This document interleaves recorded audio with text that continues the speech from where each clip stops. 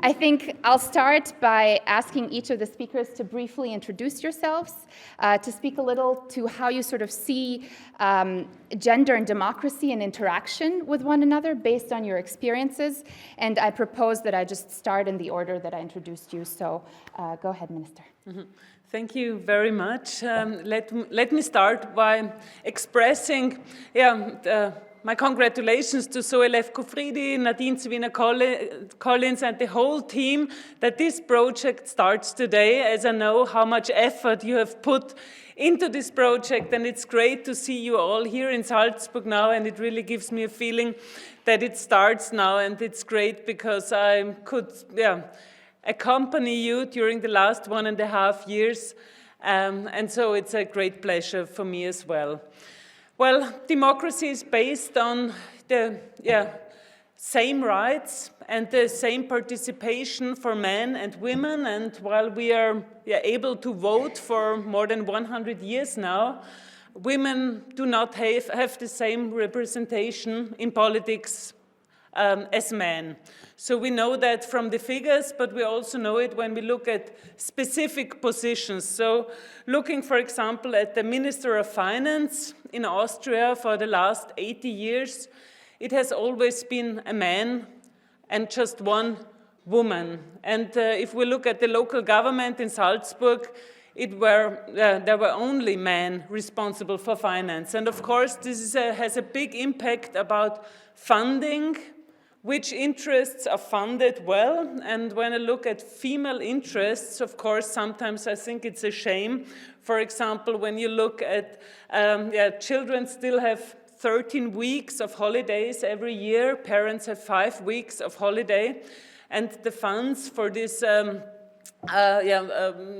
childcare during the holidays is still so small that I think it really has, you see that there is not enough,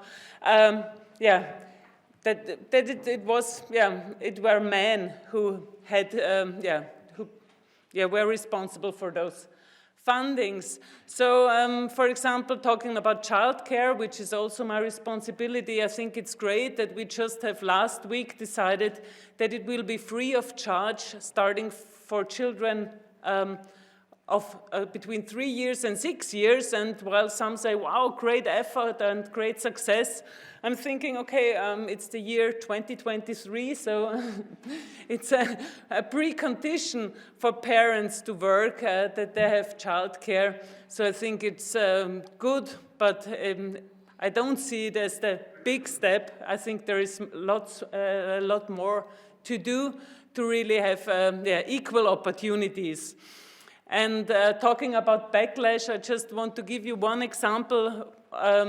We have a very conservative Freedom Party in Austria, and in the local parliament I have regular discussions about that we should pay women to stay at home and look for the children. I have regular discussion. It was just a few weeks ago this year that they said, well, animals stay with their offspring, so we should support them. Really, it was the discussion in our parliament. So I think, we have, and we see also yesterday's result from a local election, we have this threat of a backlash, and it really needs a very strong position that we do not allow this backlash in our society. Yes, thank you. It's really nice to be here, see all these people of you coming together from all over Europe. I've been a person ever since I can remember. So I just talked to Sabine Veits-Falk before. When I was 16 years old, I participated in a program called Girls in Politics here in Salzburg, and Sabine Veits-Falk was one of the workshop leaders then. And 19, 20 years later. We're on the same panel. Yeah. And ever since I've been calling myself a feminist, and I want to say this because in Austria it's like not normal to be a feminist when you're in a responsible position, because we have a minister for women's issues in Austria who says she's not a feminist, and I find this really problematic in her position. But well, this for the beginning. For me, gender equality is the essential indicator of a democracy and crucial for democratic health. Just yesterday in the evening, I was reading the report of the Club of Rome lately, which is called Earth for All. Some of you might know it, and it says that the top 5 problems we have to tackle worldwide is that we need more gender equality, more empowerment of women this is the main precondition for a fair and just future on our planet. And it also says, and many of you might be political scientists, it also says that a more equal societies work better and are safer. And I think that's a good reason to work on gender equality. And yeah, I wanted to refer to one of the questions before maybe, because yes, we have more representation of women in political institutions, which is good, and which is also good for younger women to be encouraged to aim for such a position, but actually to be women alone doesn't make feminist or progressive politics, I think. So when I watch the debates maybe in the US Congress talking about reproductive rights, and I think that when women making arguments for making abortions illegal again, so it's also women making this conservative law. And yes, so I think it takes more than representation. It takes more inclusion because our institutions are still constructed for men, I think. It takes also tackling the barriers we women or not men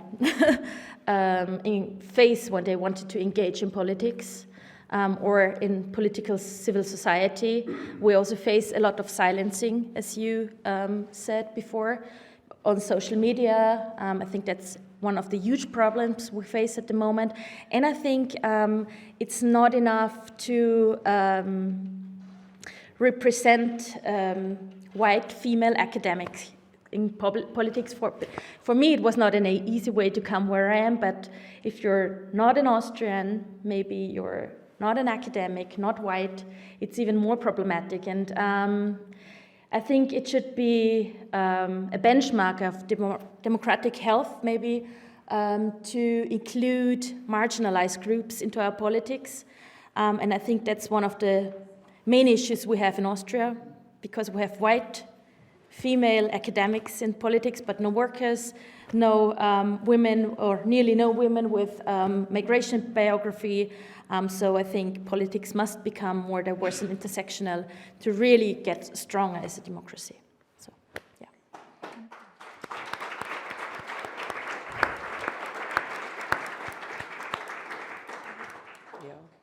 First of all, thank you for inviting me to take part at this discussion here. Yes, my focus will be, what I will do is I will focus a little bit on the historical perspective concerning the interaction between democracy and gender.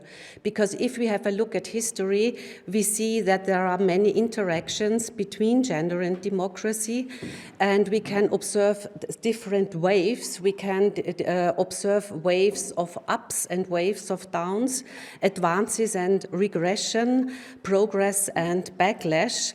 And of course, these different waves cannot be compared one-to-one with each other because we also have to bear in mind the developments, the political development behind, but we can observe some patterns. I would like to give you some, or 2 or 3 historical examples. First of all, if we start with the starting point of democracy, French Revolution, freedom, equality, fraternity. But at first we ask the question, what about sisterlyhood? What about the women in the in the revolution, and all the demands only concerned the male citizen, not female citizens, and democracy was regarded as a male project. By the way, it was the same in ancient Greece, the cradle of our democracy in Europe. But what we also must keep in mind or bear in mind if we deal with history, that we have to look at the surroundings as the environment around the respective historical situation, and that is that people at that time, by the end of the 18th century, they lived in a system of inequality, and it was this system of inequality the revolution fought against.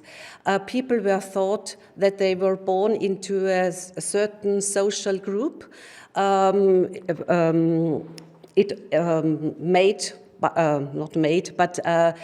Defined or as a wish, as God's wish, and that there was no way to get out of it, but it was an aim of the revolution to fight against this, to abolish this system of estates.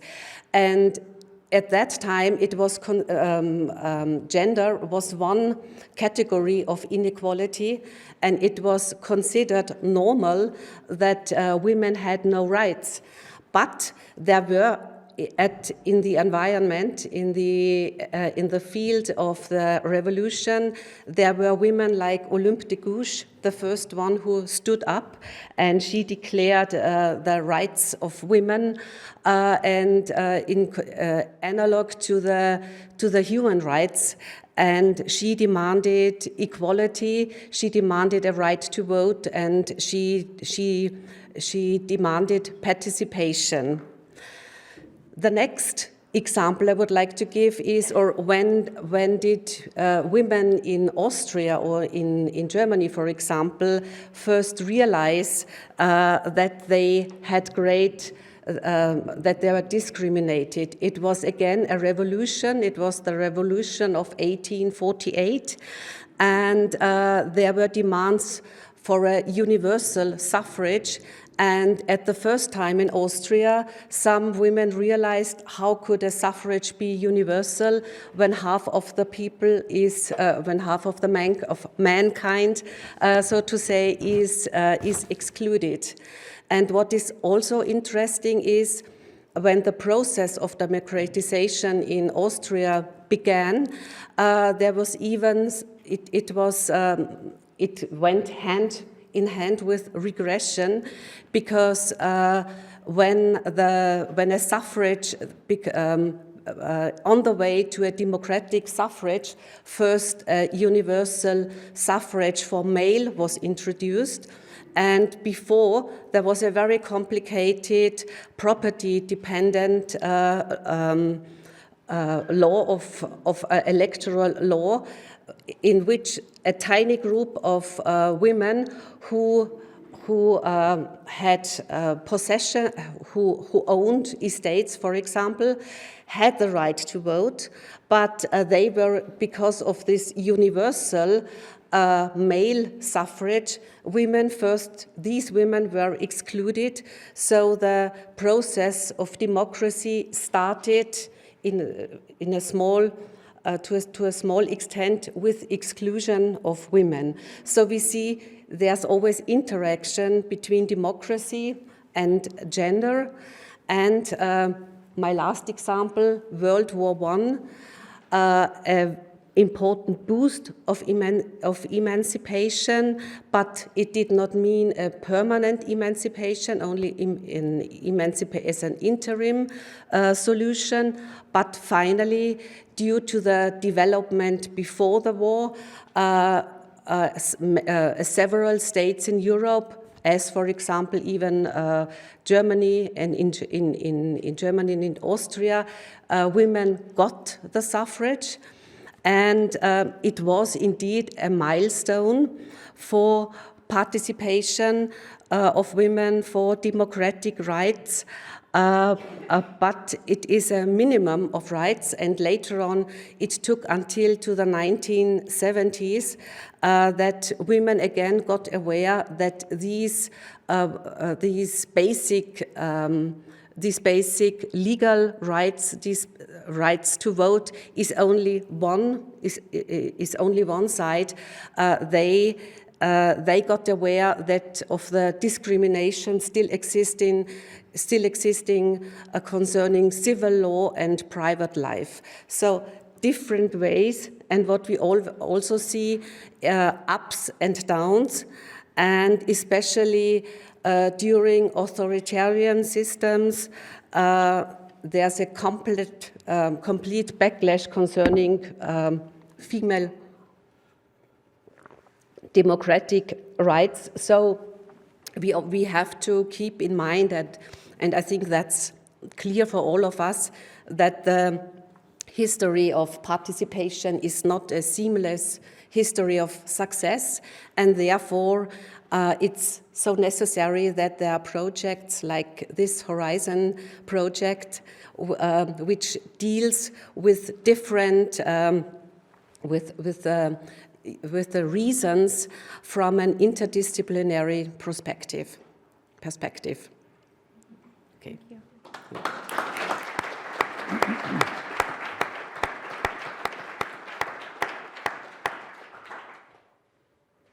Well, that's a little bit of a United Nations moment where everything has been said, but not everyone has said it yet. So now it's my turn, I guess. Welcome. Thank you. Well, if you talk about gender and democracy on the face of it, it seems quite obvious, right? I think Kamala Harris once said the status of women is the status of democracy. We currently see an attack on democracy very close to our borders, because the attack on Ukraine by Russia is also an attack on democracy, on a country that has a democratically elected leader. And democracies are really challenged. Democracy seems so obvious, but it's not. I guess every generation has to defend democracy again. But how can a democracy really be strong? How can our systems be really strong? We heard you talk about the strongman leaders around the world that everybody looks up to, or some people look up to. Can democracy really hold its ground? And I think democracy can only hold its ground if everybody is represented in democracy. And when I see these discussions, I mean, this is still a man's world in many levels, right? In the United States, I think it's a white man's world. But on many levels, and that's not an ideological argument, it's actually quite obvious, right? If a woman goes into emergency care with a heart condition, there's a 33% more likelihood that she will be misdiagnosed, because medicine is geared towards men. Medical studies are geared towards men. And that's not because the world is so terrible, it's just a fact. And there, it seems to me, when you talked about the language, I think there is really something to it. How can we talk about something that's real and just make it clear that this is not, we don't want to turn the world around or basically create new laws of nature or destroy family values. It's actually quite simple truths, and somehow one should find a way to talk about that. And inclusion, I think, is absolutely a key word. By the way, talking about something reminds me of Arnold Schwarzenegger when I met him during my tenure in the United States in California. And, you know, he's very strong on environmental protection. And he said to me, you know, I never talk about climate change. I only talk about pollution.